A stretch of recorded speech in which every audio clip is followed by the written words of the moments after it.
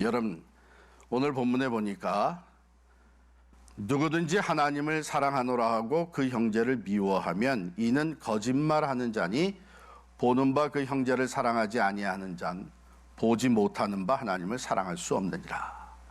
즉 하나님을 사랑하는 것과 형제를 사랑하는 것은 마치 동전의 양면과 같아서 떼어놓을 수가 없는 거예요. 우리 마태복음 22장에도 보면은 제일 가는 계명이 뭡니까? 하고 율법서가 물어봤을 때에 예수님은 제일 가는 계명, 하나님 사랑을 얘기해 주실 뿐만 아니라 둘째도 이와 같으니 하고선 내 이웃을 내 몸과 같이 사랑하라고 말씀해 주셨어요. 이게 떼놓을 수 없는 관계라는 것이죠. 자, 눈에 보이는 형제를 사랑하지 못하면서 눈에 보이지 않는 하나님을 사랑한다. 이것은 거짓말하는 것이란 얘기예요. 하나님을 내가 진심으로 사랑한다면 그 사랑은 먼저 가까운 내 형제를 사랑하는 것으로 보여지게 돼 있다는 것이죠. 또 우리가 형제를 사랑하는, 형제 자매를 사랑하는 것이 정말 하나님을 사랑하는 사람이라고 하는 증거가 되는 것입니다.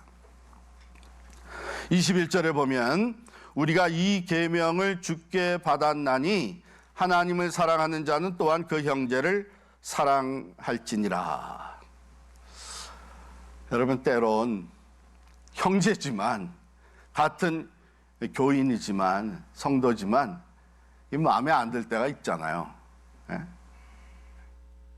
그래서 이 사랑하고 싶은 마음도 없고 다시 화목하고 싶은 마음도 없고 그럴 때가 있어요. 또 사랑할 만한 가치가 없어 보일 때도 있습니다. 그럼에도 불구하고 우리가 서로 사랑해야 되는 것, 형제가 서로 우애해야 되는 것은 이건 계명이기 때문에 그렇습니다. 이 계명은 어떤 계명을 말하는가? 요한일서 3장 23절에 먼저 보면요. 그의 계명은 이것이니 곧 그 아들 예수 그리스도의 이름을 믿고 그가 우리에게 주신 계명대로 그 다음에 뭐예요? 서로 사랑할 것이니라. 또 요한복음 13장 34절에 보면 새 계명을 너희에게 주노니 서로 사랑하라. 내가 너희를 사랑한 것 같이 너희도 서로 사랑하라.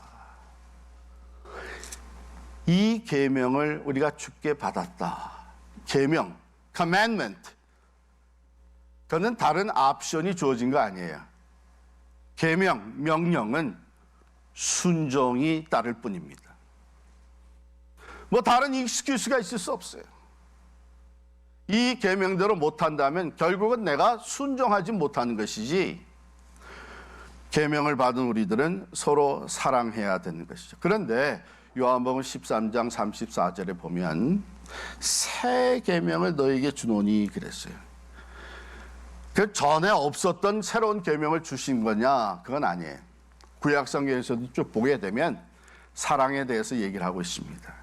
그런데 이미 과거에 주어진 계명들을 온전하게 지킬 뿐만 아니라 그것을 완성시킬 수 있는 계명이기 때문에, 즉 모든 계명이 이 계명 안에서 완성될 수 있기 때문에 새 계명이라고 그런 거예요. 그리고 또 한 가지는 사랑의 실체가 되시는 예수 그리스도께서 진정한 사랑이 무엇인지를 보여주셨기 때문에 전과는 다른 것이죠. 새 계명이 됩니다. 그 사랑의 그 내용이 이제는 온전한 것으로 우리에게 보여졌기 때문에 새 계명입니다. 그러므로 우리가 마땅히 사랑해야 되는데, 아무리 우리가 하나님 앞에 경건한 신앙인으로 살아간다고 해도 형제를 사랑하지 못하는 사람은 그 경건이 거짓이 될 수밖에 없는 거예요. 이제 우리 성도가 서로 사랑해야 되는 이유를 몇 가지 더 살펴보겠어요. 먼저 요한일서 4장 7절 8절에 보십시다. 우리가 너무나 잘 아는 말씀인데요. 사랑하는 자들아, 우리가 서로 사랑하자. 사랑은 하나님께 속한 것이니 사랑하는 자마다 하나님으로부터 나서 하나님을 알고 사랑하지 아니하는 자는 하나님을 알지 못하나니 이는 하나님은 사랑이심이라. 하나님의 본성이 God's nature가 사랑이라는 거예요. 그럼 우리가 하나님으로부터 나왔다.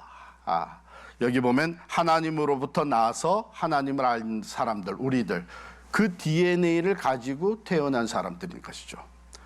그런데 그 DNA에 사랑이 보이지 않는다면 그것은 하나님으로부터 나왔다고 얘기할 수가 없는 것입니다. 그럼 우리는 본질적으로 사랑이신 하나님 아버지의 자녀들이기 때문에 자녀가 부모를 닮는 것은 당연한 겁니다. 그래서 우리는 서로 사랑해요.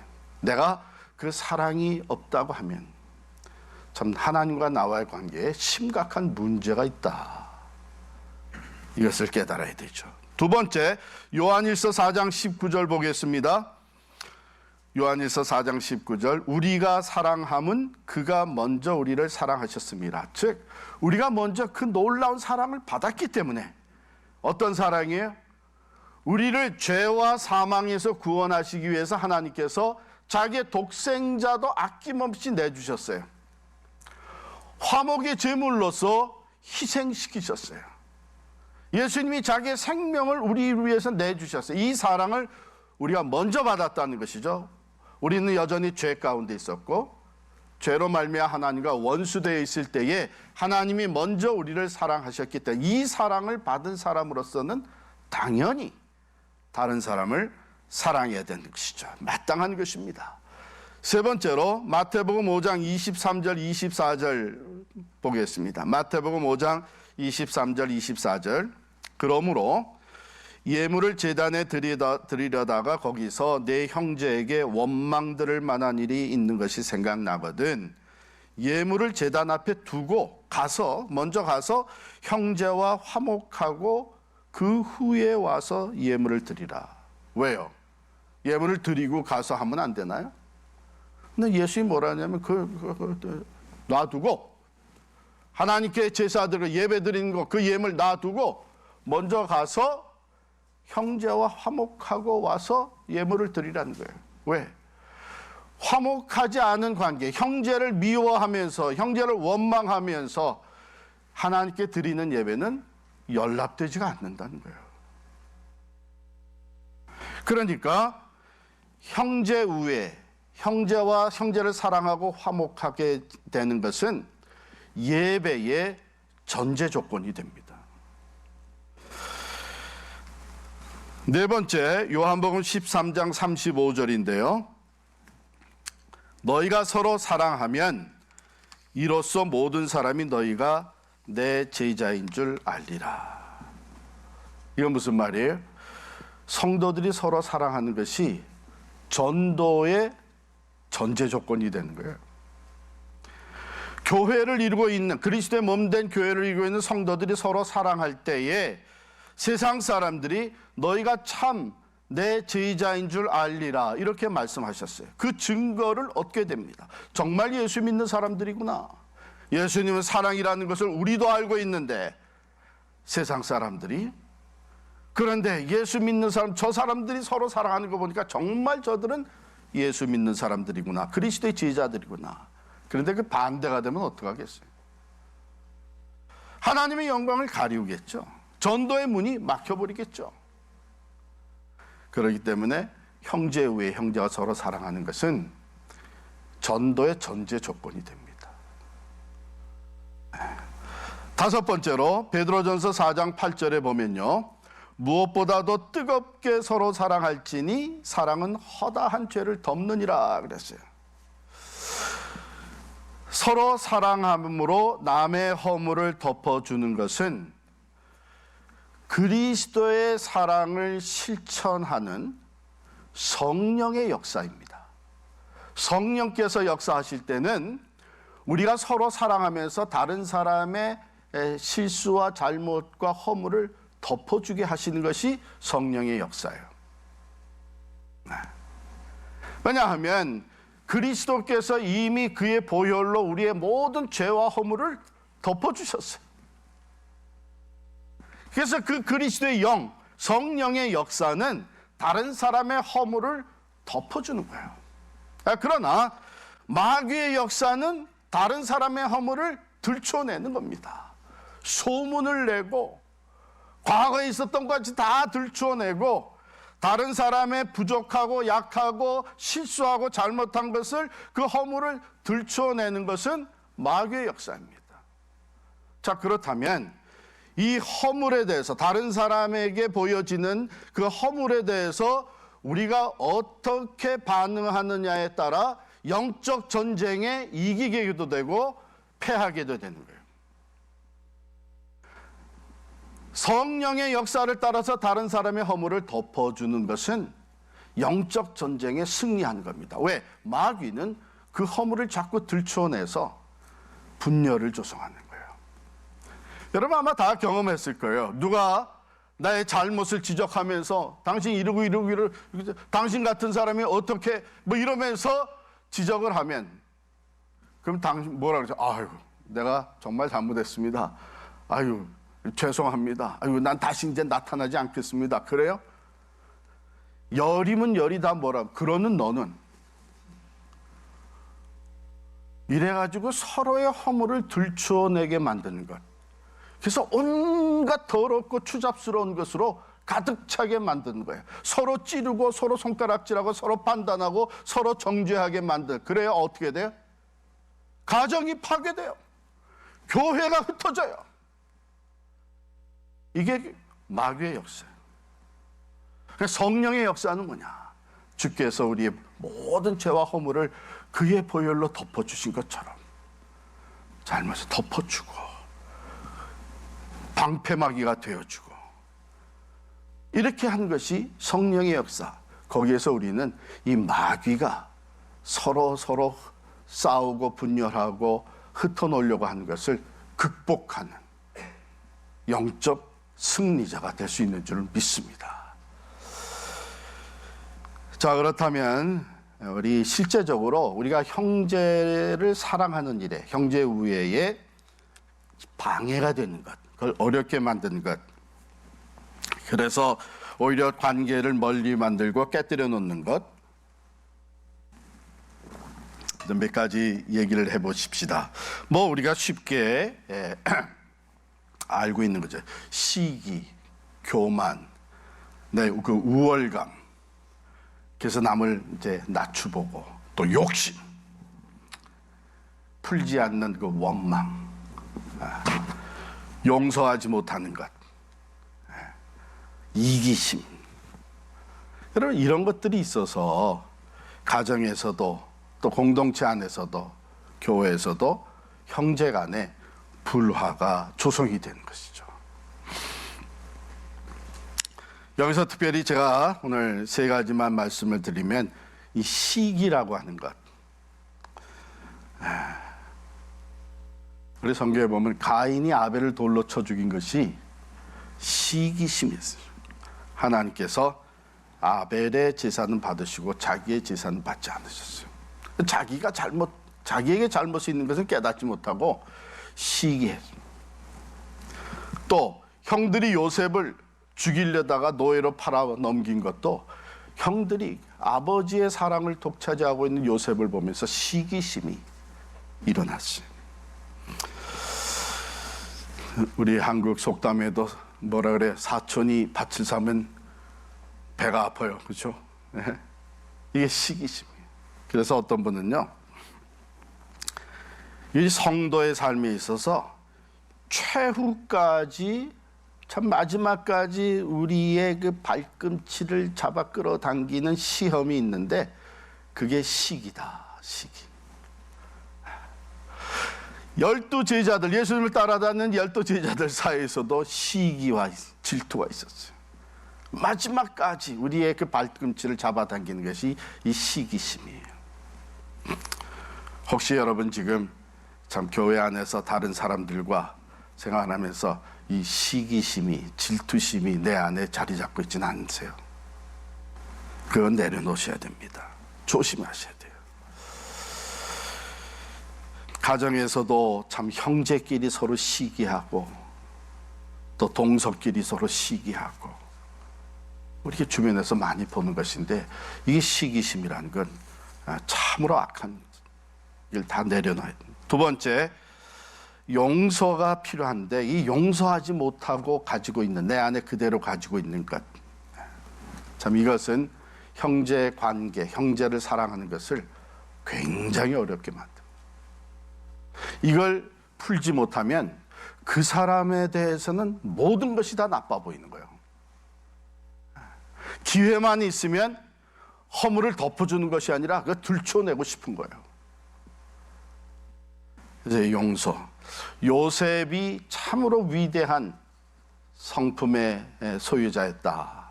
요셉은 예수 그리스도를 닮은 그의 모형이었다. 이렇게까지 얘기하는 것 중에 대표적인 것이 뭐냐면, 그는 그 형들을 다 용서했어요. 내가 어떻게 하나님을 대신하겠습니까? 이것도 다 하나님이 하신 일인데 두려워하지 마십시오. 내가 당신들과 당신들의 자녀들을 다 책임지겠습니다. 자기들이 지은 죄로 두려워 떠는 이 형들에게 그는 이렇게 용서를 베풀고 또 확신시켜 주면서 그 마음에 있었던 것을 다 풀었던 것이죠. 베드로가 한 번은 예수님께 와서 이렇게 말을 했어요. 선생님, 만일 내 형제가 내게 잘못을 저지르면 7번까지 용서해 주면 되겠습니까? 그때 주님 뭐라 그랬어요? 70번씩 7번이라도 용서해 주라 그랬습니다. 용서하지 아니하고 가지고 있는 그 마음, 품고 있는 그 마음, 그것이 형제 위에 형제 사랑을 가로막는 것이죠. 그래서 예수님께서 우리 주기도문을 가르쳐 주실 때에도 우리가 우리에게 죄 지은 자를 사하여 준 것 같이 우리의 죄를 사하여 주옵시고, 자기는 용서하지 않으면서 한 주님 앞에 내 죄를 용서해 달라고, 그게 통하지 않는다는 말씀이에요. 이미 예 십자가의 사랑으로 그 엄청난 용서, 사죄를 받았으면, 그 은혜를 받았으면 형제의 조그만 잘못과 실수는 얼마든지 용서할 수 있어야 된다는 것이죠. 이게 용서하지 아니하고 계속 그것을 기억하고 그것을 그냥 언제라도 기회가 되면 다시 또 들춰내고 하는 이것이 이 관계를 파괴시킵니다. 마지막으로 세 번째, 양보라는 것이 중요합니다. 양보. 이 양보의 그 대표적인 성경의 예는 아브라함과 조카 롯과의 사이에서 일었었던 일이잖아요. 둘이 다 재산이 많아지니까 이제 계속 한 곳에 머물러서 살 수가 없게 된 거예요. 왜? 그들의 목자들이 이제 양에게 먹이를 먹이는데, 가축에게 먹이를 먹이는데 서로 다투는 거예요. 서로 더 좋은 걸 자기가 차지하려고. 재산이 많아지면 이런 일들도 생기죠. 그래서 그러지 말고 우리 헤어지자. 우리 주변에 우리가 형제들이라는 것, 우리는 하나님을 믿는 사람이라는 것을 알고 있는 수많은 이방 사람들이 있는데, 우리가 여기서 서로 싸우게 되면 그게 얼마나 부끄러운 일이냐. 그러니 우리 이제 헤어지자. 자, 이렇게 결정을 하고, 아브라함이 내가 그래도 네 삼촌이고 또 네가 오늘날까지 이렇게 된 게 내 덕이 아니냐. 그러니까 내가 먼저 선택을 할 테니 넌 그리 알아라. 얼마든지 이렇게 얘기할 수 있는 입장이었어요. 그런데 아브라함이 조카에게 양보를 해요. 우선권을 줍니다. 자, 네가 먼저 선택해라. 내가 우하면 나는 좌하고 내가 좌하면 내가 우하리라. 이런 양보, 이 관대한 마음, 이것이 우리에게 필요해요. 이게 없이는 형제 사랑이 쉽지가 않아요. 그래서 시기를 내려놓읍시다. 시기하는 마음, 또 용서할 수 있도록 기도하고 노력합시다. 그리고 내가 먼저 양보하는 것. 손해보는 것 같지만요. 자, 아브라함과 롯 누가 더 축복을 받았어요?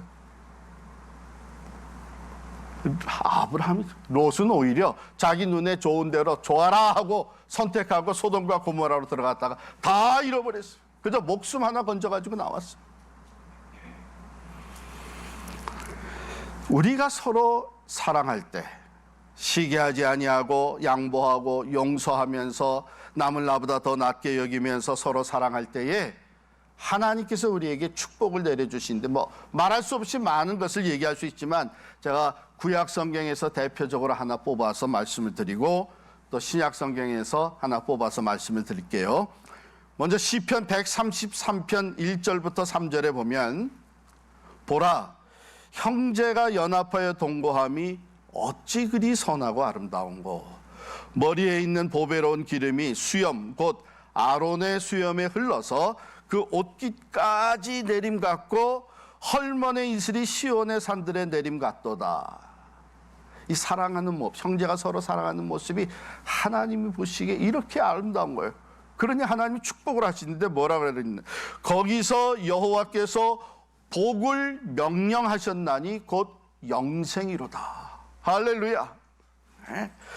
성령의 기름 부음으로 하나님께서 그들과 함께 하시고 형제가 서로 연합하고 사랑할 때에 하나님이 여기 기름을 부어서 제사장에게 기름을 부어서 흘러내려 옷깃까지 적시는데 성령의 기름 부으심으로 충만케 한 그리고 풍성한 생명의 복을 명령하시는 거예요. 그냥 주신다고 안 했어요. 명령하죠. 하나님 말씀하실 때 하나님께서 빛이 있으라 하시니 빛이 있었어요. 창조의 능력이 말씀에 있는데 그 말씀하신 하나님이 복을 명령하시겠다 그랬어요. 형제가 서로 사랑할 때에 이 엄청난 은혜와 복, 풍성한 생명의 복이 우리에게 주어지는 줄 믿습니다. 또 신약에 와서 요한일서 4장 12절 보시면 어느 때나 하나님을 본 사람이 없으되 만일 우리가 서로 사랑하면 하나님이 우리 안에 거하시고 그의 사랑이 우리 안에 온전히 이루느니라. 여러분 전도는요 여기서부터 시작되는 거예요. 초청받아 왔어요. 교회라는 곳에 처음 와봤어요. 그런데 여기 느낌이 달라. 분위기가 달라. 사람들이 관계하며 교제하는 게 세상과 달라. 서로 사랑으로 섬겨주고 서로 위해주고 위해서 기도해주고 누가 조금 실수를 해도 다 덮어주고 용서해주고 이 사람이 무슨 생각이 들게 야 이건 별난 세상이다. 이게 천국이라는 건가? 맞아요. 왜? 하나님이 거기 함께 계시는 거예요. 그래서 우리는 하나님을 보게 해줄 수는 없지만 하나님을 느끼도록 경험하게 해줄 수 있어. 왜? 우리가 서로 사랑하면 하나님이 우리 안에 거하신다 그랬습니다. 서로 사랑하는 그 가정 안에 하나님이 임마누엘, 인드웰링 하시는 거예요.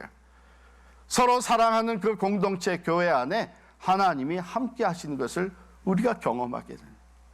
여러분 어떤 상황에 놓이든지 간에 아무리 어렵고 힘든 시련을 겪는 가운데서도 우리가 서로 뜨겁게 사랑할 때에 우리가 여기 하나님이 우리와 함께 계시다 하는 것을 확신하게 되면 세상이 주지 못한 위로가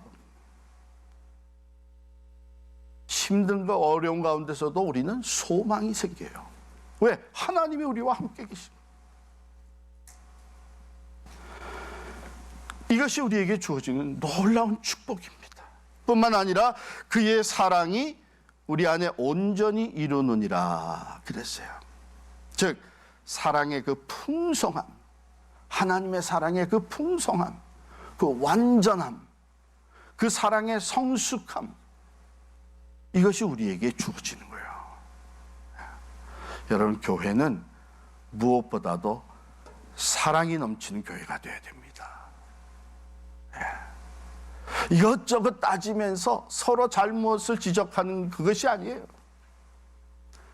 먼저 서로 사랑하고 그 사랑 안에서 부족하고 연약하고 했던 것들이 다 변화되는 거예요. 변화되는. 이 사랑의 능력을 우리가 체험하면서 그 사랑을 실천할 수 있기를 바랍니다.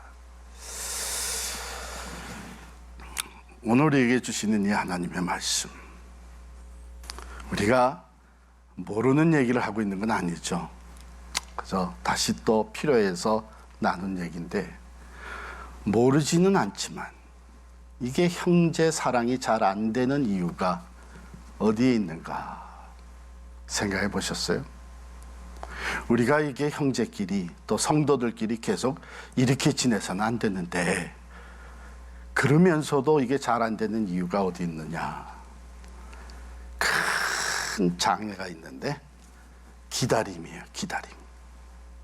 그리고 우리로 하여금 기다리게 하는 것이 자존심이에요. 왜 내가 먼저 찾아가? 자기가 먼저 찾아와야지. 이러면서 우리가 기다리는 거예요. 그런데 하나님의 말씀은 하나님이 우리를 먼저 사랑하셨다 그럽니다. 그러므로 너희도 서로 사랑하라고 하는 데에는 내가 먼저 사랑해야 되는 것이 있어요. 오늘 주님께서는 우리에게 말씀하십니다. 우리가 사랑하면 그가 하나님이 먼저 우리를 사랑하셨기 때문이다.